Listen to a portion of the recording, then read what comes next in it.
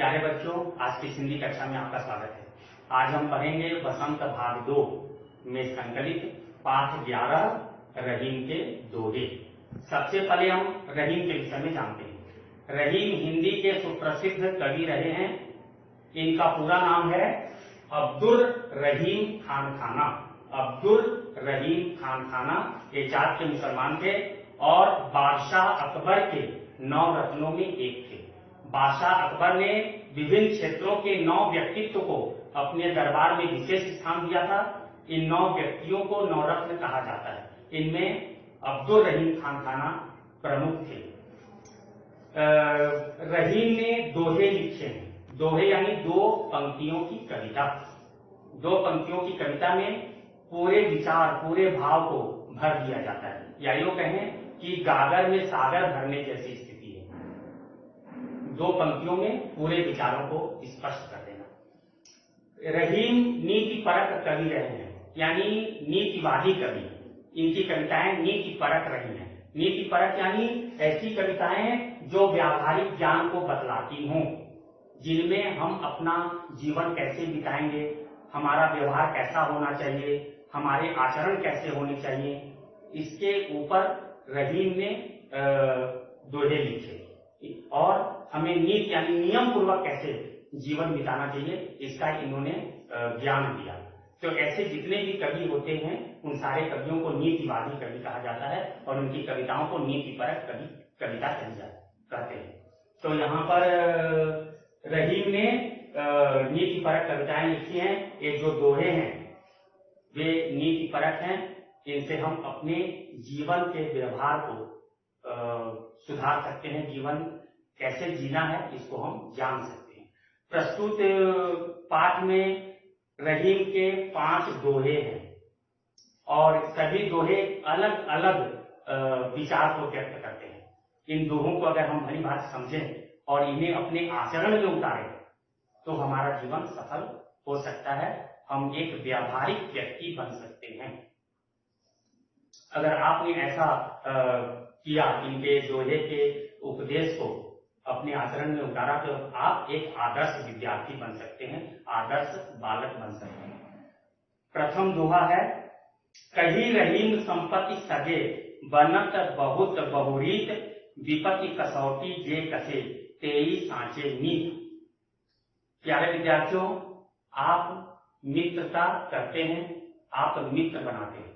आपको पता है किसे सच्चा मित्र कहते हैं, किसे मित्र बनाना चाहिए, क्योंकि कोई भी मिल गया उसे मित्र बना लिया, दोस्त बना लिया, यह सही नहीं है। दोस्त बनाते समय भी दोस्त बनाने वाले के गुणों को देखना चाहिए कि वो कैसा व्यक्ति है, कैसा बालक है, उसे क्या दोस्त बना सकते हैं, वो क्या हमारी मित्रता के योग्य है, क्या हम उसे मित्र बनाएं, इसकी परख होनी चाहिए। किसी को भी मित्र नहीं बना लेनी चाहिए। यहाँ पर कवि रहीम कह रहे हैं कि यदि धन संपत्ति हमारे पास हो जाए तो हमारे बहुत सारे सगे हो जाते हैं, बहुत सारे मित्र बन जाते हैं, बहुत सारे संबंधी बन जाते हैं, नाते रिश्तेदार बन जाते हैं और वे सब हमारे धन के लिए हमारे पास आते हैं। धन संपत्ति के कारण वे सब हमारे मित्र बन जाते हैं, हमारे सगे बन जाते हैं, हमारे अपने बन जाते हैं। लेकिन यदि धन संपत्ति नष्ट हो जाए तो वे फिर हमारे अपने नहीं रह जाते, वे हमारे मित्र नहीं रह जाते, फिर हमसे दूर चले जाते हैं, क्योंकि वे केवल धन संपत्ति के कारण, धन के कारण हमारे पास आते हैं। तो यहाँ रहीम कह रहे हैं कि सच्चा मित्र कौन है? विपत्ति कसौटी जे कसे, जो विपत्ति में, विपत्ति मतलब विपदा में, मुसीबत में, जो मुसीबत में साथ दे, तेई सांचे मीत, वही सांचे मतलब सच्चा, मीत यानी मित्र, वही सच्चा मित्र है। सच्चा मित्र कौन है? जो विपत्ति में साथ देता है, जो विपत्ति में साथ नहीं छोड़ता, वही सच्चा मित्र है। इसलिए यदि आप मित्र बनाएं तो देख लें कि जिसे आप मित्र बना रहे हैं क्या वह मुसीबत में, किसी संकट की घड़ी में आपका साथ दे सकता है। यदि दे सकता है तो वही सच्चा मित्र है। यदि केवल आपके पास आ रहा है आपसे अपने स्वार्थ सिद्धि के लिए, अपना कुछ हित के लिए, तो वह वो सच्चा मित्र नहीं है, उसे सच्चा मित्र नहीं माना जा सकता। दूसरा दोहा है, उसमें रहीम कह रहे हैं कि मित्रता किससे करनी चाहिए। पहले दोहे में उन्होंने सच्चे मित्र के विषय में बताया, दूसरे दोहे में मित्रता किससे करनी चाहिए। जैसे जल है और मछली है, दोनों में मित्रता है, लेकिन मछली सच्चे भाव से जल से मित्रता करती है, जल से प्रेम करती है, लेकिन जल मछली को नहीं मानता, मछली को अपना नहीं जानता। और यही कारण है कि जब जाल पड़ता है तब यह जल जाल से बाहर निकल जाता है, लेकिन मछली बेचारी जाल में फंस जाती है। तो यहाँ रहीम कहते हैं कि मित्रता ऐसे कीजिए जो सदैव आपके साथ खड़ा रहे। दूसरा दुआ है, जाल परे जल जात बही तज मीनन को मोह। जब मछुआरा जाल पानी में डालता है तब जाल परे, जाल पड़ते के साथ जल जात बही, जल यानी पानी, बही यानी बहकर निकल जाता है, वो जाल से बाहर निकल जाता है, पानी जाल में नहीं रहता, जाल से बाहर निकल जाता है। तज मीनन को मोह, मीनन यानी मछली, मछली के प्रति अपने मोह का त्याग कर देता है, वो मछली से प्रेम नहीं करता, मछली के मोह को छोड़ देता है, यानी मछली के साथ को छोड़ देता है और जाल से बाहर निकल जाता है। इधर क्या होता है, रहीमन मछली नीर को, लेकिन जो मछली है, मछली यानी मछली, नीर यानी पानी, पानी के प्रति अपने मोह को नहीं छोड़ती। तौ न छानती, छो मतलब प्रेम, उसके प्रति जो प्रेम है, मछली के मन में जल के प्रति जो प्रेम है, मछली उसे नहीं त्यागती। यही कारण है कि जल से बाहर निकलते के साथ वह मर जाती है। आपने वो कविता सुनी होगी, मछली जल की रानी है, जीवन उसका पानी है, यानी पानी से निकालने से वह मर जाएगी। तो इस तरह से मछली जल से प्रेम करती है, लेकिन जल मछली के प्रति प्रेम भाव नहीं दिखाता, इसलिए जाल पड़ते ही वह मछली को त्याग देता है और जाल से बाहर निकल आता है, लेकिन मछली बेचारी जाल में फंस जाती है और जल के बिना मर जाती है। तो यहाँ रहीम कहते हैं कि ऐसों से दोस्ती करनी चाहिए, ऐसे को मित्र बनाना चाहिए जो सदैव हमारे साथ खड़ा रहे, हमारा त्याग न करे, हमें छोड़े नहीं। यहाँ मछली और जल का प्रेम सही प्रेम नहीं माना जा सकता, उनकी मित्रता सही नहीं मानी जा सकती, क्योंकि जल तो मछली का त्याग कर देता है, लेकिन बेचारी मछली जल के बिना मर जाती है। तो दोस्ती दो बराबर स्वभाव वालों में होनी चाहिए, जो दोनों एक दूसरे से प्रेम करें और एक दूसरे के साथ हर समय खड़े रहें। इसके बाद है तीसरा दोहा है, यहाँ रहीम कह रहे हैं कि जो अच्छे लोग होते हैं उनका स्वभाव कैसा होता है। वे हमेशा परोपकार के प्रति सोचते हैं, परोपकार यानी पर उपकार, दूसरों का उपकार, दूसरों के उपकार के विषय में सोचते रहते हैं। लेकिन जो स्वार्थी होते हैं वे स्व अर्थी यानी अपने विषय में सोचते, वे अपना हित साधते हैं। लेकिन जो सज्जन है, सज्जन मतलब सतजन, अच्छे व्यक्ति, वे दूसरों के विषय में सोचते हैं। यहाँ रहीम उदाहरण भी दे रहे हैं। दोहा है, तरुवर फल नहीं खात है, तरुवर यानी वृक्ष, वृक्ष में फल लगता है, वृक्ष अपने फल को स्वयं नहीं खाते। आम के वृक्ष में आम का फल लगता है, क्या आम का पेड़ उसे खा लेता है? जामुन के वृक्ष में जामुन का फल लगता है, क्या जामुन उसे खा लेता है? अमरूद के वृक्ष में अमरूद का फल लगता है, क्या अमरूद का वृक्ष अपने उस अमरूद को खा लेता है? नहीं खाता। आम हो, अमरूद हो, जामुन या कोई भी वृक्ष हो, उसमें जो भी फल लगते हैं वो दूसरों के लिए होते हैं, वे फल दूसरों के लिए उत्पन्न करते हैं और दूसरों के वे फल दे देते हैं। यानी तरुवर फल नहीं खाता है, वृक्ष अपना फल खुद नहीं खाता, दूसरों के लिए फल देता है। सरवर पियत न पान, उसी प्रकार सरवर यानी तालाब, तालाब अपने जल को स्वयं नहीं पीता, सरवर यानी तालाब का जल दूसरों के लिए होता है, दूसरे तालाब के जल से अपनी प्यास बुझाते हैं। ठीक उसी प्रकार कहीं रहीम पर कार्य हित, रहीम राज जी कहते हैं कि पर कार्य यानी दूसरों के कार्य के लिए, हित मतलब के लिए, दूसरों के कार्य के लिए, दूसरों के हित में संपत्ति सचनी सुजान, जो सुजान होते हैं, सज्जन होते हैं, वे संपत्ति सचनी, सचनी का मतलब एकत्र करते हैं, संचय करते हैं, यानी सज्जन व्यक्ति दूसरों के हित के लिए संपत्ति संचय करते हैं, संपत्ति इकट्ठी करते हैं, संपत्ति एकत्र करते हैं, उनकी संपत्ति दूसरों के हित में प्रयुक्त होती है। लेकिन जो स्वार्थी होते हैं वे अपने हित के लिए संपत्ति इकट्ठी करते हैं। एकत्र करते हैं, संचय करते हैं। लेकिन सज्जन की संपत्ति दूसरों के लिए है। जिस तरह वृक्ष अपने फल को नहीं खाता, तालाब अपने जल को स्वयं नहीं पीती, दूसरों के लिए उनका जल और उनका फल होता है, ठीक उसी प्रकार संपत्ति जो है सज्जनों की वह दूसरों के लिए है। दूसरों के लिए ही सज्जन संपत्ति एकत्र करते हैं और दूसरों की भलाई में लगाते हैं। यहाँ रहीम कहते हैं कि हमें भी सदैव संपत्ति का संचय दूसरों की भलाई के लिए करनी चाहिए। उससे क्या होगा कि हमारी भी भलाई हो जाएगी, दूसरों की भी भलाई होगी और हमारी भी भलाई हो जाएगी। केवल अगर हम स्वार्थी बने रहेंगे तो समाज में सामाजिक व्यक्ति के रूप में प्रतिष्ठित नहीं हो पाएंगे, सामाजिक व्यक्तित्व नहीं बन पाएगा हमारा। इसलिए हम अगर समाज में रहते हैं तो हमें समाज के हित के लिए भी सोचना है।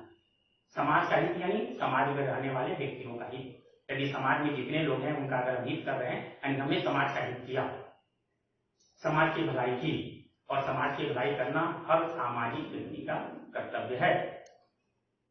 अब चौथा दुआ है, इसमें रहीम दास जी कह रहे हैं कि कुछ लोग ऐसे होते हैं जो बीती हुई बातों को याद करते रहते हैं और दूसरों को सुनाते रहते हैं।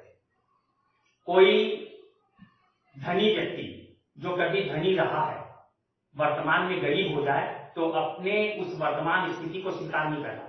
वो हमेशा पुरानी बातों को, जब वो धनी रहा है उस समय की बातों को लोगों को सुनाते रहता है और स्वयं भी दुखी होता है और दूसरों के लिए वह उपहास का कारण हो जाता है, दूसरों को वह दुखी करता है। तो यहां पर रहीम कह रहे हैं कि ऐसा नहीं होना चाहिए। जिस तरह कुआर का बादल, सावन में भादों में बादल जब उमड़ते घुमड़ते हैं तो वे खूब जोरों से गरजते हैं और खूब बरसते हैं। उनका गरजना और बरसना एक साथ चलता है, गरजते भी हैं और बरसते भी हैं। लेकिन वही बादल, सावन और भादों के बादल जब कुआर में आ जाते हैं तब वे केवल गरजते हैं, बरसते नहीं, उनका केवल गर्जना होता है। यहाँ रहीम उदाहरण देते हुए कह रहे हैं कि जिस तरह कुआर के बादल केवल गरजते हैं, बरसते नहीं है, ठीक उसी प्रकार जो धनी व्यक्ति होते हैं, कभी धनी रहे होंगे लेकिन जब बाद में गरीब हो जाते हैं तो पुरानी बातों को याद करते रहते हैं।